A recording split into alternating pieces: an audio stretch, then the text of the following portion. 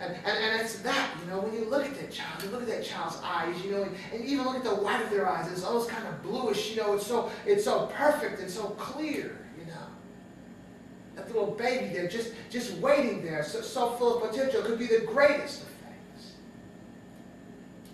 But potential goes both ways. And every child has the potential to be the greatest, but every child has the potential to be the worst as well. Potential goes both ways. And for the past couple of weeks we've been talking, this is very important, we've been talking about a story about the pool of Bethesda, remember? And Bethesda meaning house of mercy, house of grace, house of unmerited favor, house of mercy, house of grace. And how all those people were sitting around the pool of Bethesda, and they were not well. They were in this house of mercy, house of grace, yet they were all sick. And every so often one would get healed. And they thought that was great. That was wonderful. That was a miracle and a blessing of God. And it was. But the reality is most of the people were not healed. They were all just sitting around there. So how could that be in a place of mercy, a house of mercy, a house of grace, a house of unmerited favor? Well, what I want to share with you today is something that you've probably never heard before. Was that, yes, Bethesda means house of mercy, house of grace. But as well, that word Bethesda had a dual meaning. Not only did it mean a particular thing, mercy and grace, unmerited favor and all, but it also meant just the opposite. It also meant no mercy, no favor, and disgrace. So when you recognize this place, this pool where these folks were sitting around, a place where they were supposed to be made well, they were not made well.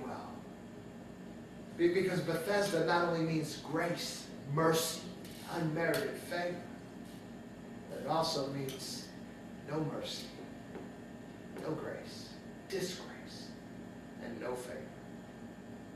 And this paints us a picture to have the potential of every human being on this planet. What's in a name? We talk about names all the time, the name of an individual.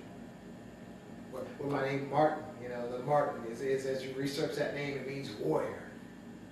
And so warrior can be something great, something positive, holding up the banner of God and fighting for all that is good and right.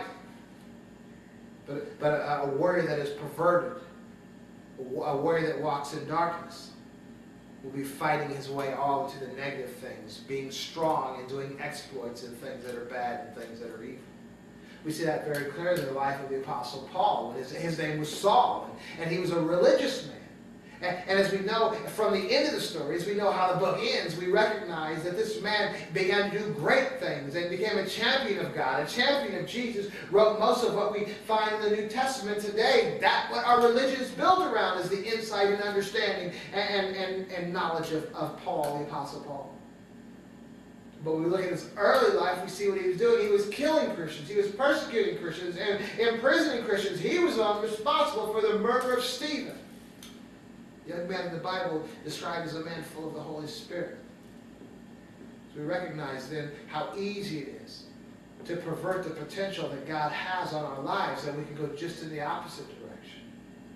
A person that could be totally good can be totally evil.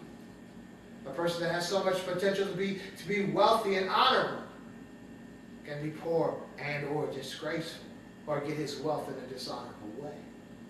So I'm suggesting today that the impact that a wise parent has on the life of a child, a parent whose ego isn't out there, whose pride isn't out there, whose flesh isn't out there, needing to be honored, needing to be respected simply for the sake of who they believe they are, and recognizing that the humble role of a parent is to make sure that you've prepared this child so much in such a way that when you leave, they'll be okay.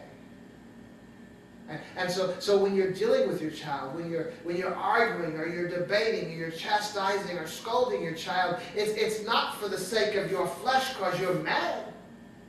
You're in a battle for the life of this young person, because you won't always be here, and will they be well when you're gone?